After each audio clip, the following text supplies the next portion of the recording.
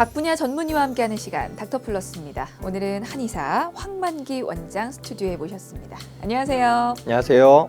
쿠키TV 플러스 시청자 여러분 반갑습니다. 한의사 황만기라고 합니다. 네, 어서 오십시오. 네, 반갑습니다. 네, 자 오늘 어떤 질환에 대해서 알아볼까요? 오늘은 한의학에서 분체라고 표현을 하는 질환인데요. 알레르기 비염. 특히 이제 소아청소년기의 알레르기 비염에 대해서 말씀을 한번 드려보도록 하겠습니다. 네. 한의학에서 이제 분체라고 표현한다고 좀 전에 말씀을 드렸었는데요.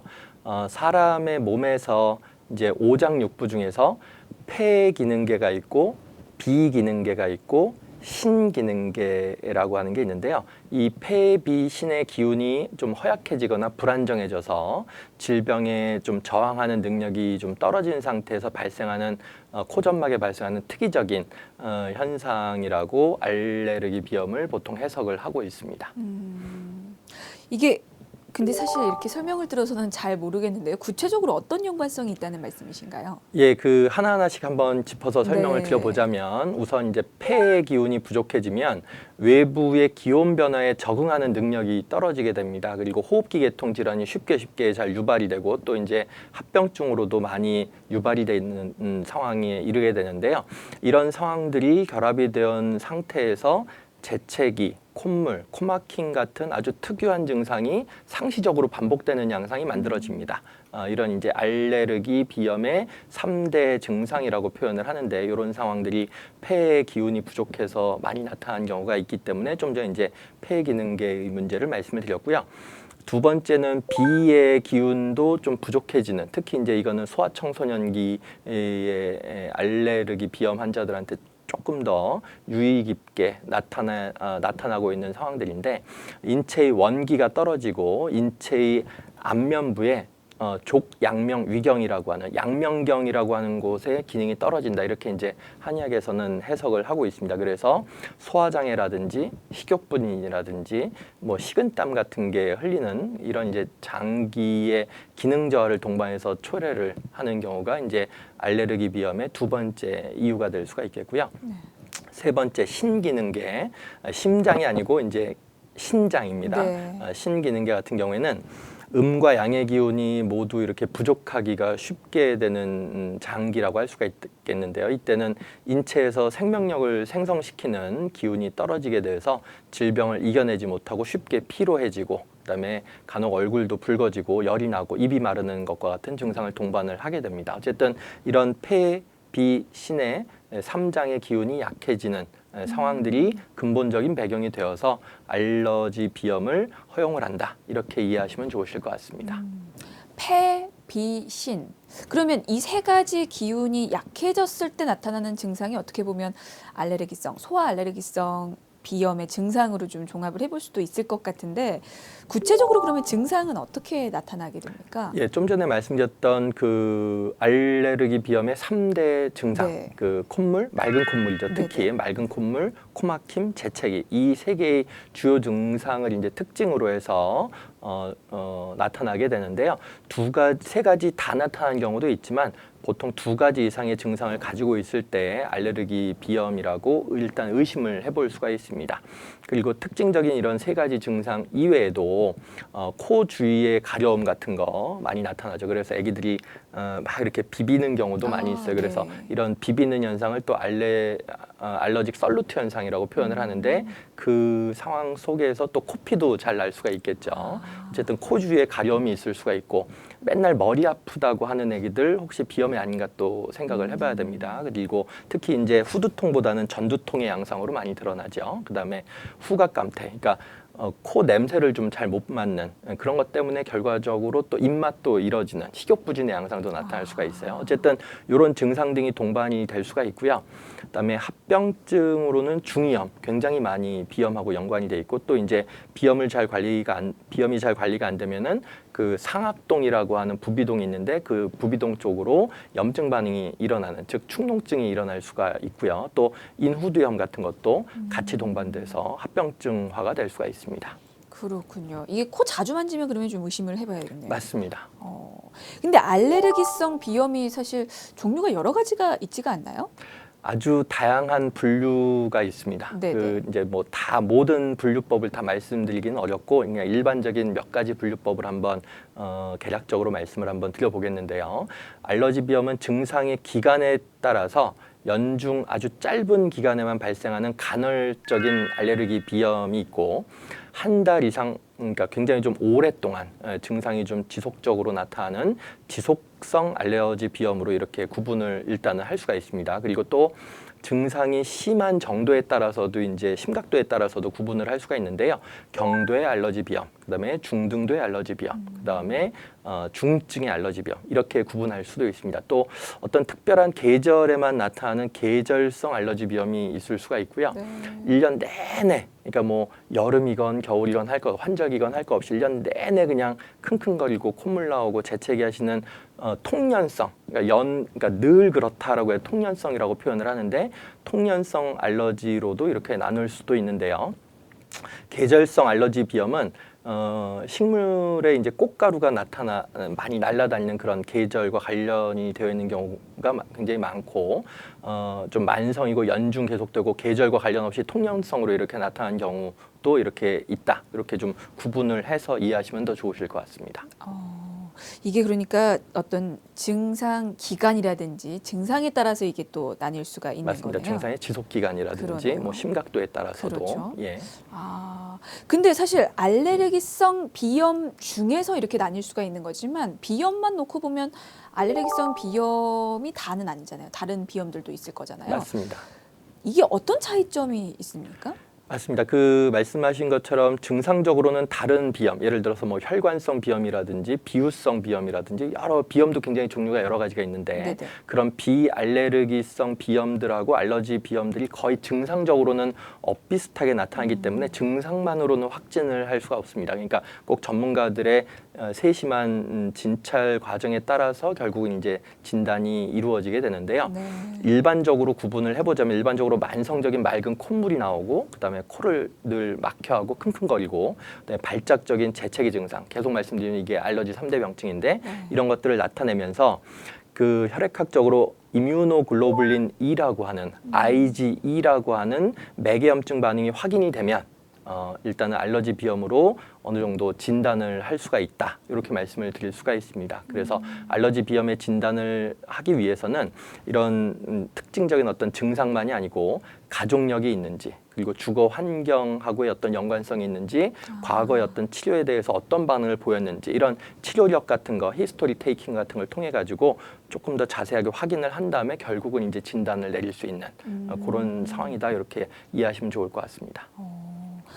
사실 이게 어떤 비염인지, 그러니까 알레르기성 비염인지 아니면 그 중에서도 또 어떤 종류인지를 정확하게 진단하기 위해서는 아무래도 이전 그 환자의 병력을 좀 기억을 해두고 잘 알아두는 게 도움이 되지 않을까 싶은데 어떤 항목들을 좀 알아두는 게 좋습니까? 맞습니다. 그 어머니 특히 이제 소아 청소년들 같은 네. 경우에는 아기들이 말을 하는 경우에라도 자기 증상을 충분히 못 표현하는 경우가 그렇죠. 많기 때문에 어머님이나 아버님들께서 소아 청소년들의 뭐 연령에 따라서 또 이제 어떤 직업적인 백그라운드에 따라서 그리고 증상의 종류에 따라서 또 이제 정도의 심각도에 따라서 그다음에 발생을 언제서부터 시작했는지 발생하기 시작한 연령에 따라서 또 유발 요인이 무엇인가에 따라서 또 주거 환경은 어떤 상황인가 그다음에 알러지 원인 물질에 얼마나 많이 노출이 되었었는지 그다음에 합병증에 얼마나 많이 갔었는지 그리고 알레르기 과거력이라든지 가족력이라든지 치료 경력과 경과를 잘 파악을 해서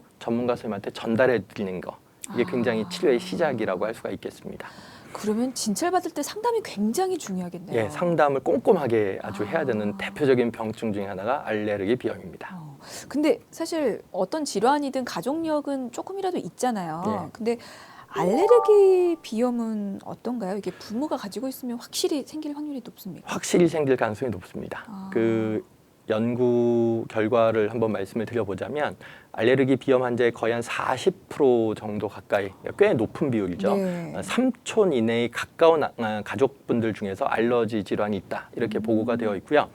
또 이제 부모님 중에 한쪽에 알러지가 있다, 알레르기가 있다 그랬을 때 자녀가 알레르기에 걸릴 확률, 알러지 비염에 걸릴 확률이 거의 50% 정도가 되고 양쪽 부모님들이 다 알러지 비염이다. 그러면은 거의 그 아기들 같은 경우에는 75% 알러지 비염으로 이완될 가능성이 그러니까 거의 압도적으로 그러니까 부모님 두 분이 다 알러지 비염이다 그러면 우리 아기들은 4명 중에 3명은 걸린다 이렇게 생각하시면 좋으실 것 같습니다.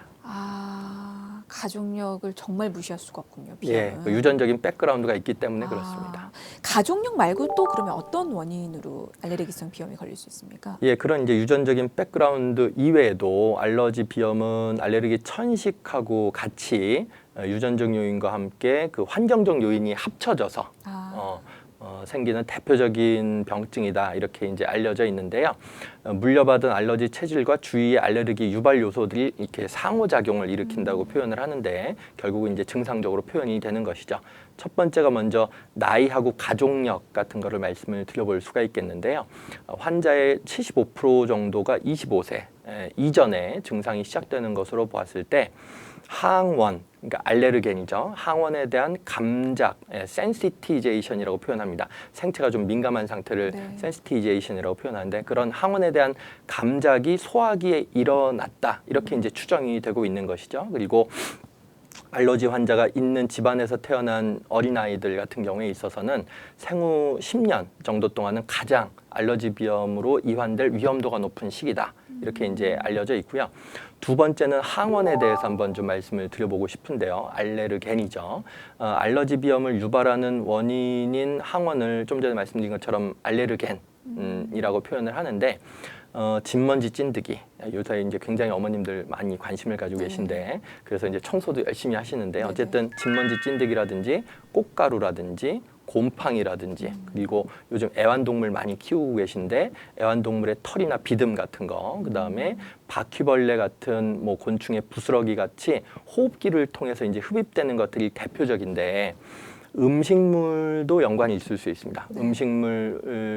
특정한 어떤 음식물도 연관이 될 수가 있고 음식물에 들어가는 첨가제도 문제가 될 수가 있고 특정한 어떤 양약 중에서 이런 것들이 가끔씩 있는데 약물에 대해서도 알러지가 유발될 수 있다.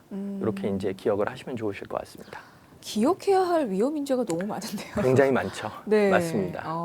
그리고 사실 계절 영향도 좀 많이 받지 않습니까? 맞습니다. 그 좀 전에 말씀드린 통년성 비염 말고 네네. 그런 이제 일시적으로 환절기에만 드러나는 어떤 비염의 양상 같은 경우에는 특히나 더 계절의 영향을 많이 받을 수가 있는데 사실은 계절도 중요한데 환자마다 좀 예민하게 반응하는 원인 물질이 다들 좀 다르기 때문에 어떤 사람은 1년 내내 증상이 나타날 수가 있고 어떤 사람은 특정한 계절, 주로 이제 환절기 증상, 환절기에만 이제 증상이 나타나는 경우도 있고요. 특히 이제 환절기 중에서 봄철 같은 경우에는 좀 전에 말씀드렸던 그런 항원 물질로서 꽃가루가 많이 관여를 하기 때문에 꽃가루가 많이 날리고 급격한 또 일교차도 있고 그다음에 중국에서 이제 황사 뭐 미세먼지 많이 이렇게 요새 문제가 되고 있지 않습니까? 그래서 그런 것들이 많이 날리는 계절이기 때문에 호흡기 질환에는 최악의 환경이다. 이렇게 이제 말씀을 드릴 수가 있을 것 같아요. 그래서 이런 이유들 때문에 알러지 비염 환자에게는 어느 때보다도 힘든 시기가 바로 이제 봄철의 환절기다. 이렇게 그렇군요. 이제 말씀을 드릴 수가 있을 것 같고요.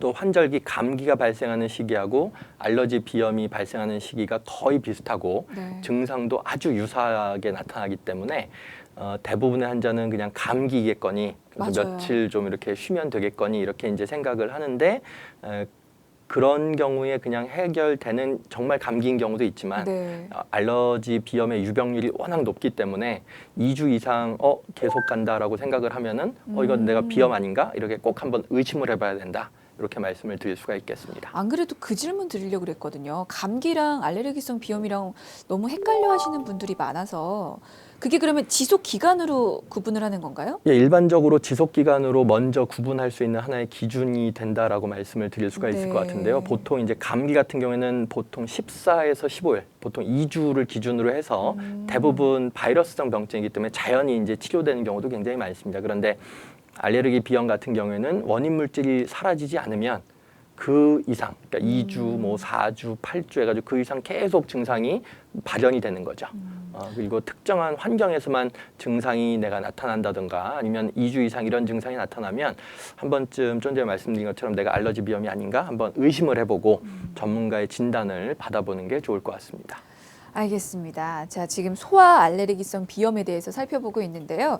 이번에는 치료법에 대해서 알아보도록 하겠습니다. 지금 어떤 방법으로 알레르기성 비염을 치료하시는지 좀 질문부터 드릴게요.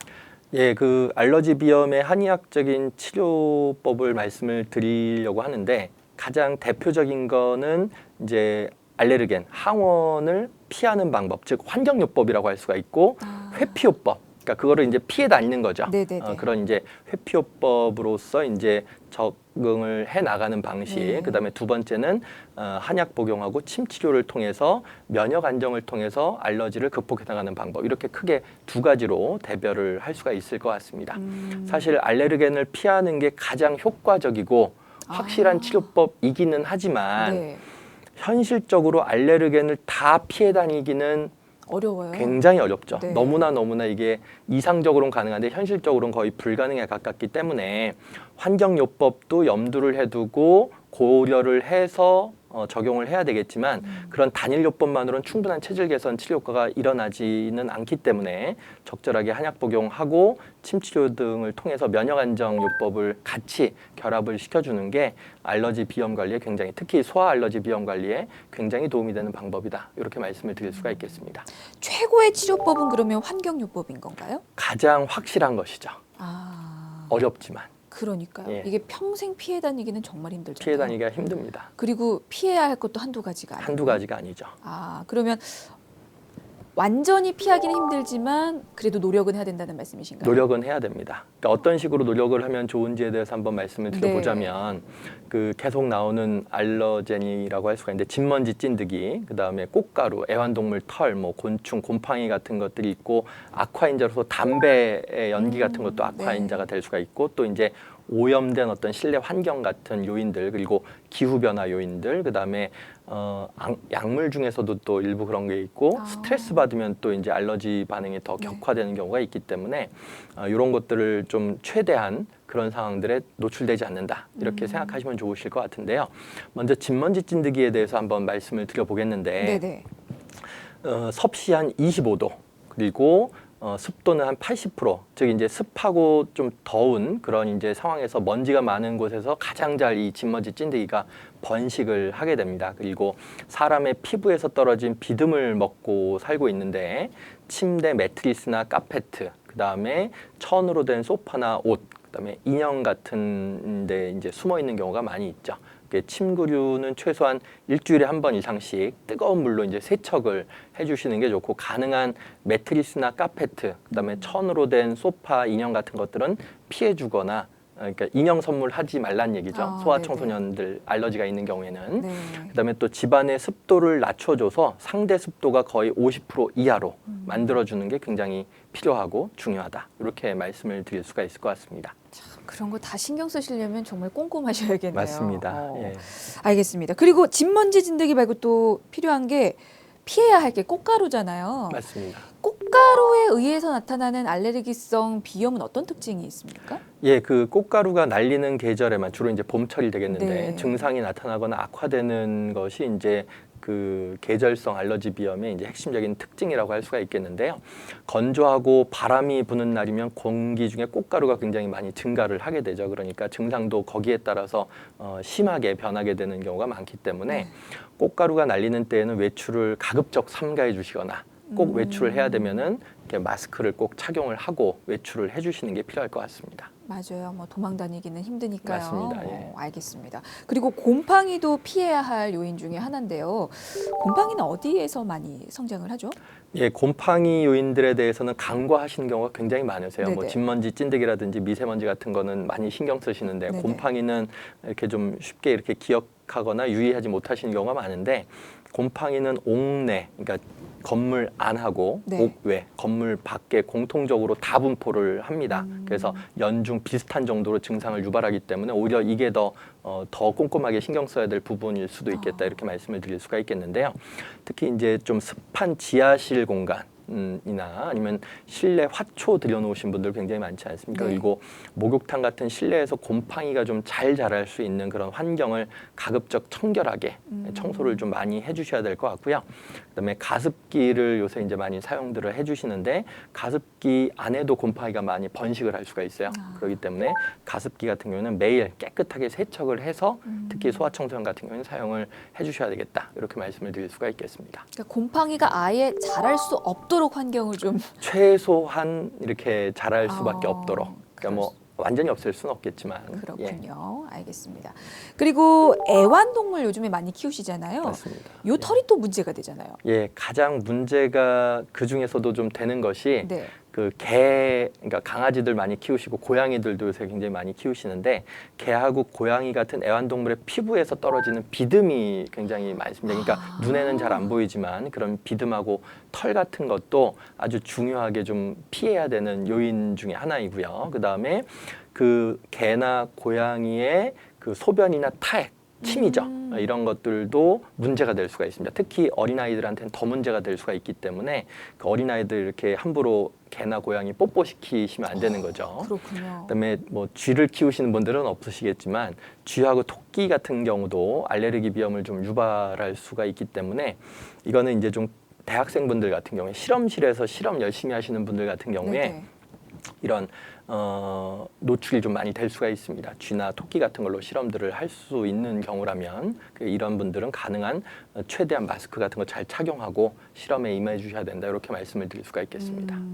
그리고 아까 바퀴벌레도 얘기를 좀 해주셨던 것 같은데 바퀴벌레는 어떤 점이 문제고 어떻게 관리를 해야 되나요? 예, 그 다들 싫어해서 어쩔 수 없이 피할 수밖에는 없지만 네. 진화적으로는 바퀴벌레가 인간보다 훨씬 더 오래 살았기 때문에 앞으로도 인간보다는 더 오래 살 것 같습니다. 그래서 바퀴벌레는 지속적으로 좀 이렇게 회피는 하겠지만 어쩔 수 없이 우리 주위에 바퀴벌레의 잔존물이 남아있다. 이렇게 좀 기억하시면 좋으실 것 같고 바퀴벌레 허물이 있습니다. 네. 그리고 몸통에서 떨어지는 가루 같은 게 있을 수 있고 바퀴벌레가 배설한 배설물 같은 게 있을 수 있죠. 이런 것들이 원인이 되고 이걸 좀 퇴치를 하기 위해서는 음식을 열어놓지 않아야 될 것 같고 그다음에 씻지 않은 그릇을 놓아두지 않아야 될 것 같고 네. 그다음에 흘린 음식은 가능한 한 빨리빨리 치워줘야 될 것 같습니다. 그 아주 귀신같이 알고 이제 쫓아오기 때문에 그다음에 쓰레기는 뚜껑이 꼭 닫히는 용기에 저장하는 것 같은 그런 좀 세심한 주의가 특히 소아청소년 알러지 비염 환자 같은 경우에는 그 어머님들이 조금 더 신경을 써주셔야 된다 이렇게 말씀드릴 수 있겠습니다. 알겠습니다. 자, 뭐 환경요법에 대해서 알아봤고요. 그 중에서도 가장 또 주의해야 할 위험 인자에 대해서 알아봤는데 조금만 신경 쓰시면 우리 아이들이 좀 더 건강하게 자랄 수 있으니까요. 좀 주의하시고 좀 꼼꼼하게 관리를 잘 해주시면 좋을 것 같습니다. 자, 환경요법에 이어서 알아볼 또 치료법이 있습니다. 면역 안정요법이죠. 이건 어떻게 알레르기성 비염을 치료하는 거죠? 예, 그 좀 전에 이제 말씀을 해주셨는데 안전이라고 보통 이제 얘기하시는 경우거나 네. 예, 책에 필기가 되어 있는 경우가 가끔씩 있습니다. 그 안전이 아니고 안정인 거죠. 네. 스테빌리티가 맞습니다. 세이프티가 아니고 네네. 안정이 왜 중요하냐면 면역이 이게 떨어져서 생기는 병증이라기보다는 면역이 불안정해서 나타나는 병증이 알러지 비염이기 때문에 네. 불안정성을 안정화시킨다. 이게 굉장히 중요한 개념이다. 이렇게 이제 생각을 해주시면 좋을 것 같습니다. 네. 그래서 한의학에서는 알레르기 비염의 중요한 원인을 폐의 기운이 부족하거나 예민해지거나 그 다음에 좀 차가워진 상태, 폐한증이라고 표현을 하는데요. 그 알러지 비염이라는 병증을 허락한 환자의 불균형한 몸 상태, 이거를 균형을 회복시키기 위해서 폐의 기운을 좀 보태주고 그다음에 불안정해진 상태를 좀 이렇게 안정화를 시켜주고 그다음에 차가워진 폐의 상태를 좀 따뜻하게 해주는 이런 방식으로 접근을 하게 됩니다. 그래서 한의학적인 면역 안정요법 같은 경우에는 네. 최소한 이 기간을 물어보시는 분들도 많이 계시기 때문에 말씀을 드려보자면 적어도 6개월에서 1년 정도는 집중 치료를 해야 됩니다. 네. 그래야지 어느 정도 효과가 좀 충분히 드러날 수 있겠다 이렇게 말씀을 드리고요. 보통 면역요법 같은 경우에는 2, 3년 동안 경과 관찰 기간까지 포함해서 지속을 해서 좀 이렇게 관리를 해줘야 되는 경우도 드물지 않습니다. 그리고 일주일에 한두 번 정도 증상 관리를 위해서 침 치료도 병행을 해주면 훨씬 더 높은 만족도를 가지고 치료를 할 수가 있습니다. 근데 이제 알레르기성 비염 같은 이런 질환들이요. 악화도 잘 되고 치료를 받아도 재발도 되게 작거든요.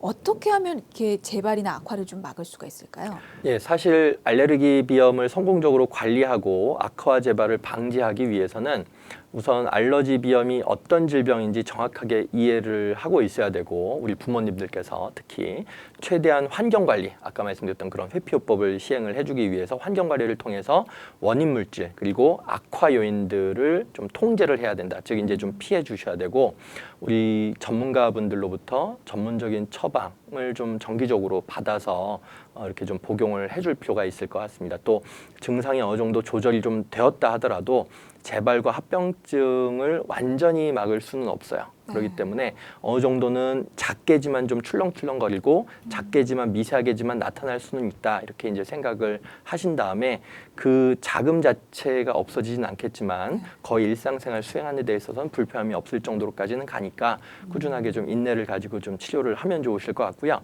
또 그렇다 하더라도 어떤 식이요법을 좀 같이 병행을 하면은 좀 전에 질문 주셨던 것처럼 좀 재발이나 악화를 좀 최소화할 수가 있는데, 그 몇 가지 식이요법을 통해서 그래도 증상 출현하는 거를 최대한 좀 억제할 수 있는데 도움이 될 수가 있습니다. 그래서 몇 가지를 좀 말씀을 드려보고자 하는데요.